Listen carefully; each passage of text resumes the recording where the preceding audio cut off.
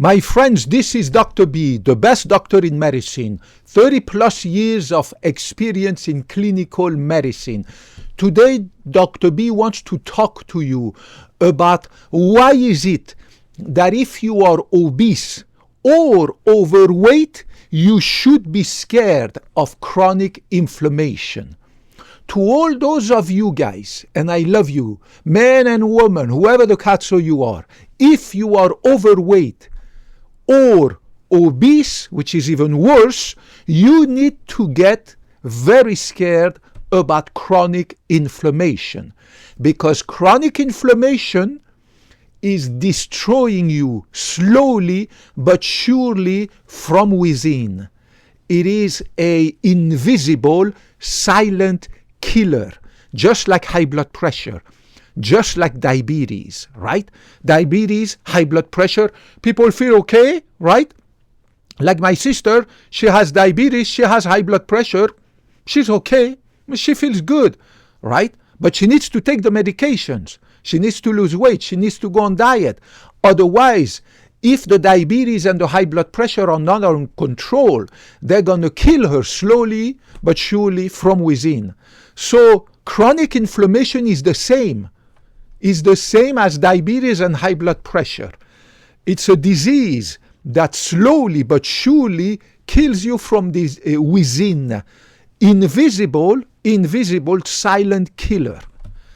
If you are overweight or obese, you have a higher chance, way higher chance, that right now there is in your body this chronic inflammation, also called chronic inflammatory state. Statistically, right, more than 50% of people who are obese suffer from chronic inflammation and do have inside their body this nasty silent killer called chronic inflammation.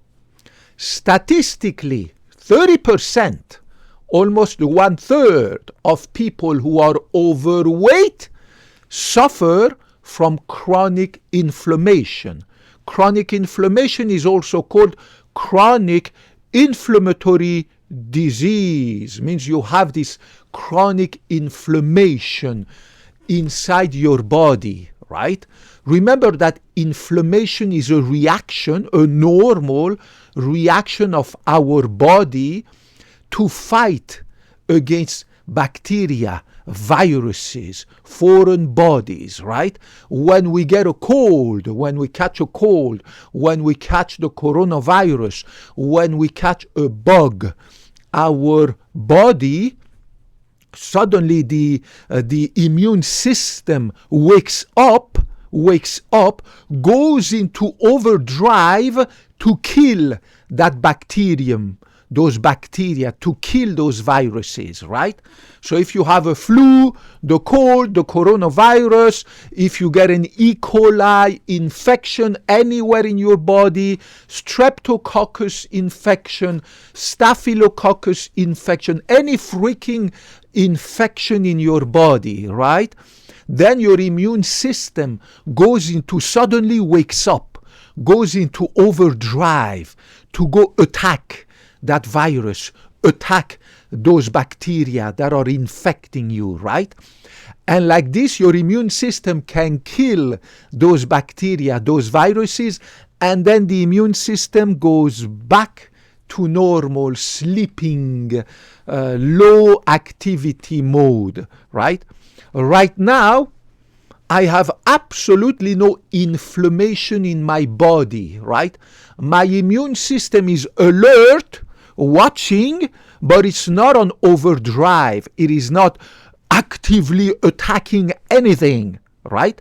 It is mildly awakened just to keep an eye on me, to make sure that the tiny little cancer cells that try to grow, they are immediately killed.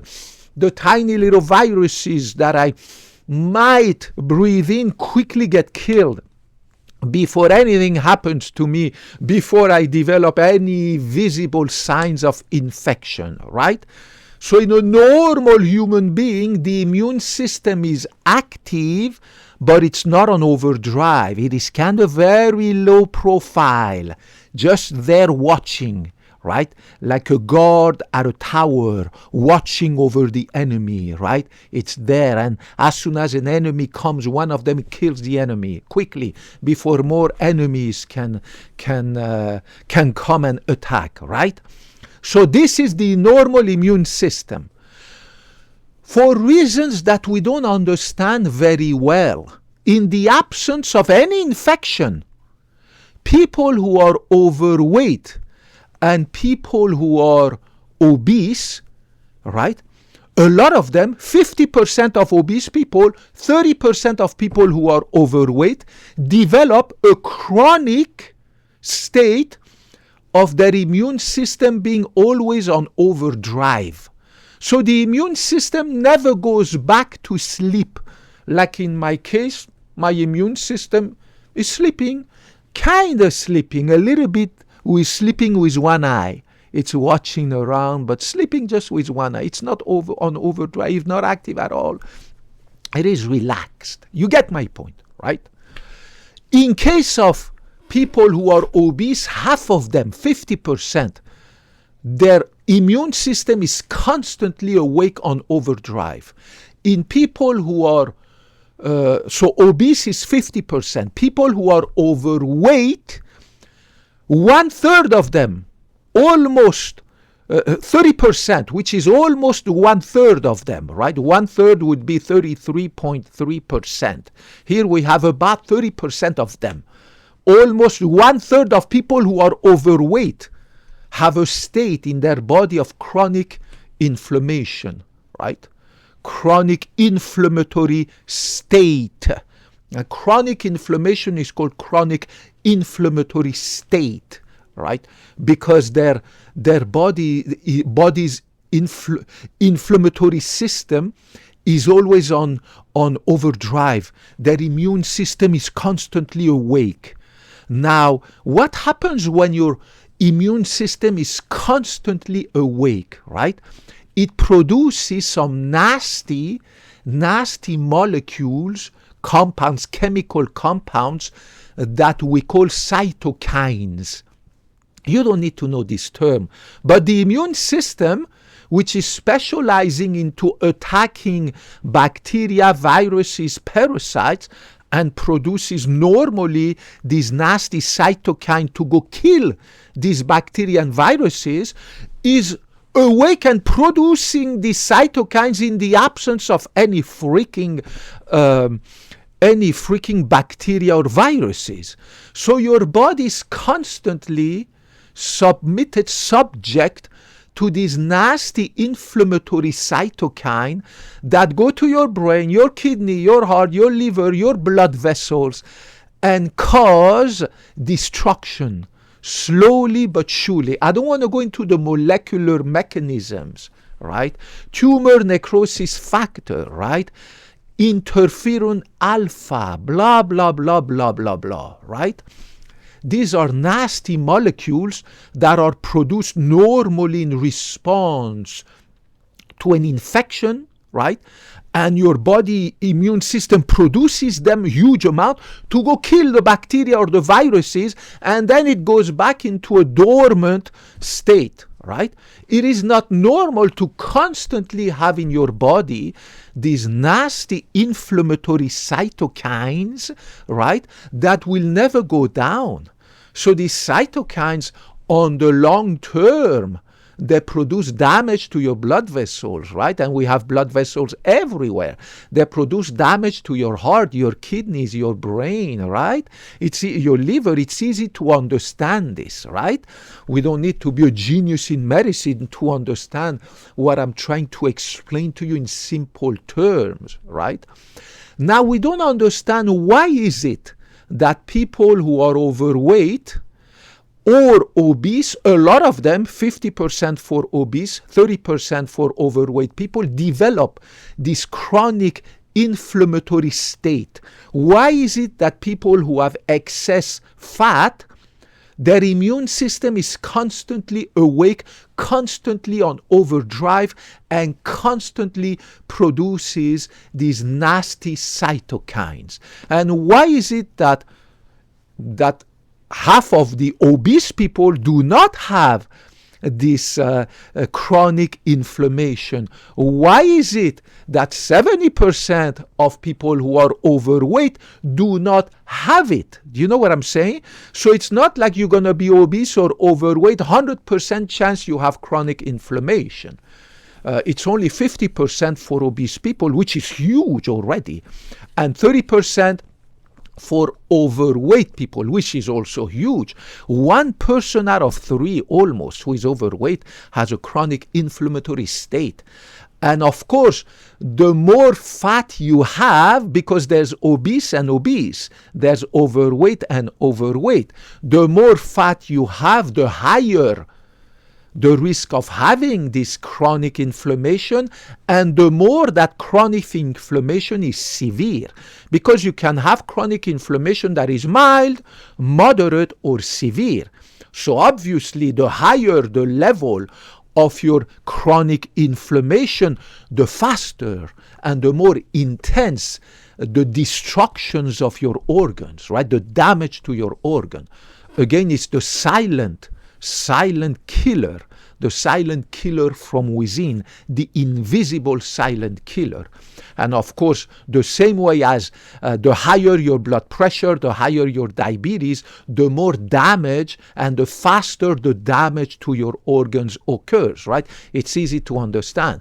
Whether it's diabetes, high blood pressure, high cholesterol, high triglyceride, or whether it is chronic inflammation, the more severe it is, the higher the level, the faster the damage and the more intense the damage to your blood vessel, to your organs, to your brain, your heart, your kidney, your liver, blood. You get the point. It's very important that you understand this, and it's very easy to understand.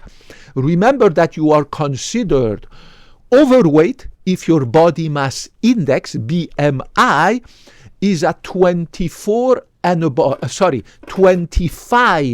above, right? You become obese if your body mass index, your BMI, is at 30 and above. And of course, the higher your BMI, the higher not only the chance that you have chronic inflammation, but also the higher that level of inflammation, and then the faster you are destroying yourself from within, right? Same thing for people who are overweight. There's overweight and overweight. There's the guy who is overweight because he has a BMI at 26, and the other guy who is overweight because he has a BMI at 29.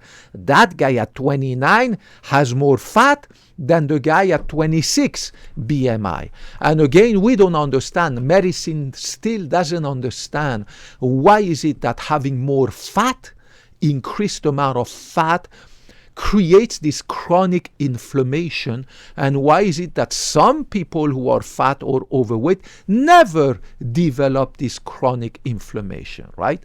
Every patient is different.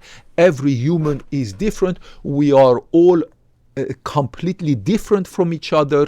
There is inequality when it comes to disease. It's like the guy who smokes for 50 years never developed lung cancer. The other guy is going to go under ultraviolet radiation unprotected, will never develop skin cancer. Why is that? What gives them this protection? We don't know, right? So make sure that you have a scale at home and that you measure your body mass index. If you are overweight or obese, next time when you go see your doctor, make sure that your doctor does what we call a blood test, that we call chronic inflammation panel test. It's a blood test, also called chronic inflammation panel blood test, right? Test or blood test. It's a blood test.